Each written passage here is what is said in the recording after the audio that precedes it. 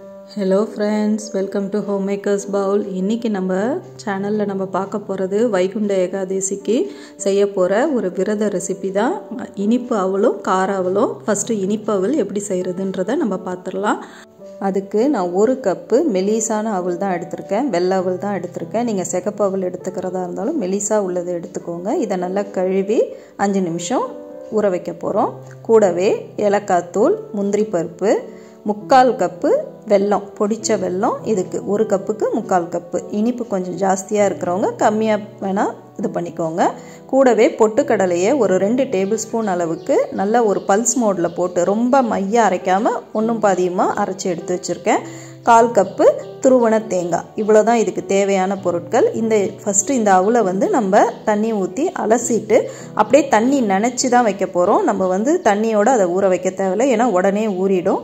அதனால இந்த மாதிரி 2-3 தடவை நல்லா அலசிட்டு அப்படியே அந்த தண்ணியை ஃபுல்லா வடிகட்டிடுங்க. வடிகட்டிட்டு அப்படியே அந்த ஈரத்தோட அப்படியே ஒரு 5 நிமிஷம் மூடி போட்டு வச்சிடலாம். நான் இப்போ உங்களுக்கு அதே மாதிரி காமிக்கிறேன் பாருங்க. இந்த தண்ணியை வடிகட்டிட்டு இத பாருங்க, இதே மாதிரி வச்சிடுங்க மூடி போட்டு. கெட்டி அவளுக்கு தான் தண்ணி ஊற்றி ஊற வைக்கணும். தண்ணியை ஃபுல்லாக வடிகட்டிட்டு இதை ஒரு 5 நிமிஷம் இப்படி மூடி வச்சா போதும். இப்போ நம்ம கார அவளுக்கு என்னென்ன பொருட்கள் வேணும்னு பார்த்துடலாம். கார அவல் நம்ம எவ்வளோ செய்ய போகிறோமோ அதுக்கான அளவு தான் நீங்கள் எடுத்துக்கணும். இதுக்கு அளவுலாம் கிடையாது. நம்ம இந்த உப்புமாவுக்கு எவ்வளோ அளவோ நம்ம வீட்டில் நபர்களை பொறுத்து நம்ம எடுத்து வச்சுக்க வேண்டியதான். அதே மாதிரி அலசிட்டு அதே மாதிரி 5 நிமிஷம் நினச்சி வச்சிட வேண்டியதான். கடுகு, உளுத்தம்பருப்பு, பச்சை மிளகா, காஞ்ச மிளகா, கறிவேப்பிலை, கடலைப்பருப்பு, வறுத்த நிலக்கடலை, புளித்தண்ணி ஒரு 2 டேபிள் ஸ்பூன் அளவுக்கு புளித்தண்ணி கெட்டியாக கரைச்சி வச்சுருக்கேன். துருவன தேங்காவும் அதுக்கு எடுத்துக்கோங்க. இந்த புளித்தண்ணியில் சும்மா ஒரு டேபிள் ஸ்பூன் அளவுக்கு வெல்லத்தை போட்டு அப்படியே நினச்சி வச்சுடுங்க. அது அதிலே ஊறிட்டு இருக்கட்டும். இதுக்கு அப்படியே இருக்கும் பொழுது நம்ம அந்த கார அவளுக்கு அந்த அவளை அதே மாதிரி இனிப்புக்கு என்னென்ன பண்ணமோ அதே மாதிரி அலசிட்டு அதை நினச்சி வச்சிடலாம். இப்போ ஃபஸ்ட்டு நம்ம இனிப்பு அவல் எப்படி செய்கிறதுன்றதை பார்த்துடலாம்.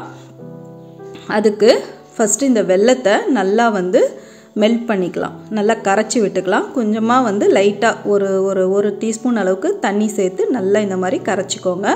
இதில் மண் தூசி இருந்ததுன்னா அதை நம்ம வடிகட்டி எடுக்கிறதுக்கு தான் இந்த மாதிரி கரைச்சிக்கிறோம். பாருங்கள், இப்போ நல்லா கரைஞ்சிடுச்சு. இது ஒரு ஓரமாக வடிகட்டி எடுத்து வச்சுக்கலாம். திருப்பி அதே பேன்லே 1 டேபிள் ஸ்பூன் அளவுக்கு நெய் சேர்த்துக்கலாம். சேர்த்துட்டு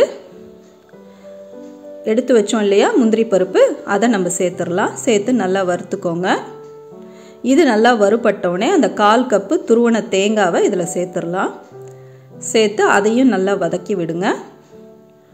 இப்போ இது ரெண்டும் நல்லா வதங்கினதுக்கு அப்புறம் நம்ம எடுத்து வச்சிருக்கிற அந்த அவலை இப்படி பொல பொலன்னு ஆக்கிட்டு நம்ம இதில் சேர்த்துடலாம். சேர்த்துட்டு ஒரு கிளறிட்டு இப்போ நம்ம வெள்ளைக்கரைசல் எடுத்து வச்சுருக்கோம் இல்லையா, அதை வடிகட்டி இந்த மாதிரி எடுத்து வச்சுருக்கேன். அந்த வெள்ளைக்கரைசலை இதில் சேர்த்துடலாம். கூடவே ஏலக்காய் தூள் அதையும் சேர்த்துருங்க. சேர்த்துட்டு கொஞ்சமாக உப்பு, ஒரு பிஞ்ச் ஆஃப் உப்பு சேர்த்துக்கலாம். இனிப்புன்றதுனால கொஞ்சமாக உப்பு சேர்த்து இப்போ நல்லா கிளறி விடுங்களாம். கிளறி விடுறதுக்கு முன்னாடி அந்த பொட்டுக்கடலையையும் 2 டேபிள் ஸ்பூன் அளவுக்கு சேர்த்துக்கலாம். சேர்த்து நல்லா இந்த மாதிரி கிளறி எடுத்தோம்னா நம்ம இனிப்பு அவல் சூப்பராக ரெடி ஆகிடும். ஏகாதசி அன்னைக்கு இதெல்லாம் தான் நம்மளுக்கு வீட்டில் விரதம் இருக்கிறவங்க சாப்பிடுவாங்க. இதே மாதிரி செஞ்சு பாருங்கள். இது ஈவினிங் ஸ்நாக்காக கூட நீங்கள் செஞ்சு சாப்பிட்லாம். இதில் இன்னும் சிகப்பு அவலில் செய்யும்போது இன்னும் டேஸ்ட்டாகவும் இருக்கும், சத்தும் கூட. நீங்களும் இதே மாதிரி செஞ்சு பாருங்கள். அடுத்து கார அவல் எப்படி செய்யலான்னு பார்க்கலாம். அதாவது அவல் உப்புமா, இதை எப்படி செய்யலான்றதை நம்ம இப்போ பார்க்கலாம். இதே மாதிரி ஒரு பேனில் 2 டேபிள் ஸ்பூன் ஆயில் எடுத்துக்கோங்க. எண்ணெய் காஞ்சதும் 1 டீஸ்பூன் கடுகு, 1 டீஸ்பூன் உளுந்து, கூடவே 1 டேபிள் ஸ்பூன் அளவுக்கு கடலைப்பருப்பு அதிகமாக சேர்த்துக்கலாம். 1 டேபிள் ஸ்பூன் கடலைப்பருப்பு, கிள்ளி எடுத்த கருவேப்பிலை சேர்த்துக்கோங்க. 1 காஞ்ச மிளகாவை கிள்ளி சேர்த்துக்கலாம். கூடவே 2 பச்சை மிளகா கீரி சேர்த்துக்கோங்க. சேர்த்துட்டு நல்லா வதக்குங்க. இது விரத நாளுன்றதுனால வெங்காயம் சேர்க்கல, வெங்காயம் சேர்த்தும் செய்யலாம். கூடவே எடுத்து வச்சிருக்கிற உடைச்ச நிலக்கடலையும் சேர்த்துக்கலாம். தோல் எடுத்துட்டு அதையும் சேர்த்து நல்லா வதக்கி விடுங்க. கூடவே தேவையான உப்பு சேர்த்து கலந்து விடுங்க. 1 டீஸ்பூன் மஞ்சத்தூள் சேர்த்துக்கலாம். கூடவே 1/2 டீஸ்பூன் தனி மிளகாய் தூள் அதுவும் சேர்த்துக்கலாம். சேர்த்து நல்லா கிளறினதுக்கப்புறம் நம்ம உதிரியாக எடுத்து வச்சுருக்கிற அந்த அவலை சேர்த்துடலாம். சேர்த்து நல்லா கிளறுங்க. இப்போ கிளறும் பொழுது நம்ம கரைச்சி வச்சுருக்கிறோம் இல்லையா அந்த புளி தண்ணி, வெல்லம் சேர்த்து அதை நம்ம சேர்த்துக்கலாம். சேர்த்துட்டு கூடவே 3 டேபிள் ஸ்பூன் அளவுக்கு அந்த துருவன தேங்காய் அதையும் சேர்த்து நல்லா கிளறி எடுத்தால் நம்ம கார அவல் உப்புமா சூப்பராக ரெடி ஆகிடும். இது ரொம்ப டேஸ்ட்டாக இருக்கும். ஈவினிங் ஸ்நாக் மாதிரி இதையும் சாப்பிட்லாம். இப்போ இந்த வைகுண்ட ஏகாதசிக்கு இந்த மாதிரி இந்த விரத ரெசிப்பியை நீங்கள் எல்லாரும் செஞ்சு பாருங்கள். இதிலே தயிர் அவல் சேர்க்கணுன்னா இதே மாதிரி அவலை நினச்சி வச்சுட்டு கடுகு, உளுத்தம்பருப்பு, பச்சை மிளகாய், இஞ்சி, கருவேப்பிலை எல்லாமே சேர்த்து அதில் தாளித்து கொட்டி தயிர், உப்பு சேர்த்து கிளறினா தயிர் அவலும் ரெடி ஆகிடும்.